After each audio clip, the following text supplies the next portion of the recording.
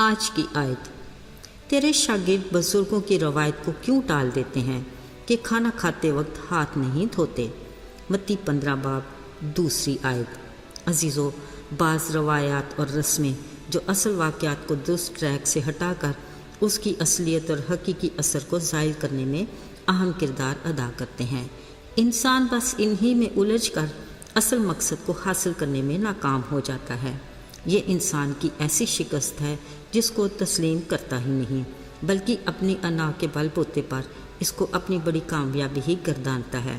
روحانی طرز زندگی ہو یا روزمرہ زندگی کے معاملات، ہر پہلو میں نت نئی روایات اپنی تمام تر نمود و نمائش میں پیش ہیں، جو بعد میں اکثر پچھتاوے کی صورت اختیار کر لیتی ہیں۔ مثلاً بیاہ شادی ہی کو دیکھ لیجئے، رسم و رواج نبھاتے سر پر قرضے کا بوجھ اتنا بن جاتا ہے جو کئی سالوں تک زندگی کو گویا عذاب میں ڈالے رکھتا ہے۔ اگر مذہبی تہواروں کی بات کریں تو ایسے میں بھی کئی ایسی روایات کو اثر نو تازگی دی جاتی ہے کہ مذہبی عقیدے اور ایمان کے رنگ پھیکے پڑ جاتے ہیں، جو کسی صورت قابل قبول نہیں۔ یہاں تک کہ مرگ اور جنازے پر بھی کچھ ایسی انجانی رسومات دیکھنے کو ملتی ہیں کہ حیرت ہوتی ہے۔ اصل میں روگ ہی یہ ہے کہ اگر نہ کیا تو لوگ کیا کہیں گے۔ خیر، سچ تو یہ ہے کہ دوسروں کو خوش کرتے کبھی کوئی ایک مجبوری بھی آ پڑے تو بنے بنائے رشتے دھڑام سے نیچے گر جاتے ہیں۔ عزیز و کلام مقدس میں کئی بار ذکر آیا ہے کہ یسوع مسیح کو اپنی زمینی زندگی کے دوران انہیں دنیا میں اپنے آنے کے مقصد اور تعلیم کے برعکس بہت سی روایات اور رسومات کا خیال نہ رکھنے پر مورد الزام ٹھہرایا گیا۔ کہیں کسی بیمار کو سبت کے دن شفا دی تو کہا گیا کہ یسوع ناصری سبت کی بے حرمتی کرتا اور بڑوں کی روایت کو توڑتا ہے۔ تو کہیں کسی کے گھر کھانے پر گئے، کہا یہ تو معصول لینے والوں اور گناہگاروں اور شرابیوں کے ہاں کھاتا پیتا ہے۔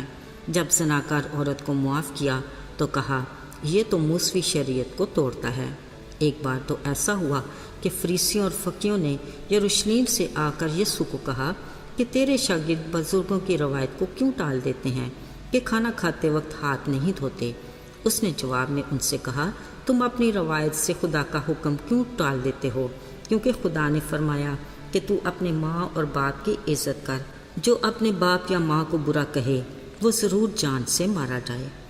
اسی طرح تم کہتے ہو کہ جس چیز سے میرے باپ یا ماں کو فائدہ پہنچ سکتا تھا وہ تو میں خدا کی نظر کر چکا، بس تم نے اپنی روایت سے خدا کے کلام کو باطل کر دیا۔ یسوع نے انہیں برملا کہا، اے ریاکارو، یسایہ نبی نے تمہارے حق میں کیا خوب نبوت کی ہے کہ یہ امت زبان سے تو میری عزت کرتی ہے مگر ان کا دل مجھ سے دور ہے۔ یہ بے فائدہ میری پرستش کرتے ہیں کیونکہ یہ انسانی احکامات کی تربیت دیتے ہیں۔ یسوع نے ان سے کہا کہ تم خدا کے حکم کو ترک کر کے آدمیوں کی روایات کو قائم رکھتے ہو۔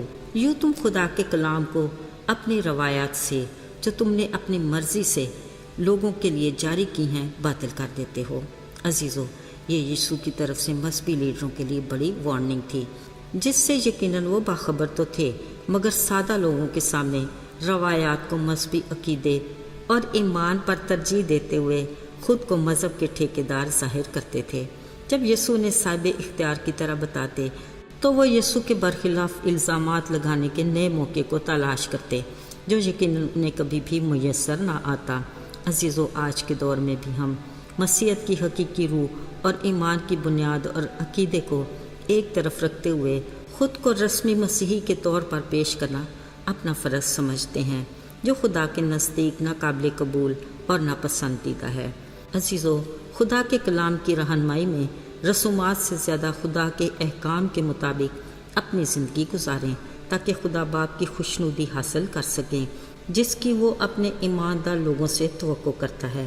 خدا کرے ہم اس کی مرضی پوری کرنے کے لائق بن جائیں۔ آئیے دعا کریں۔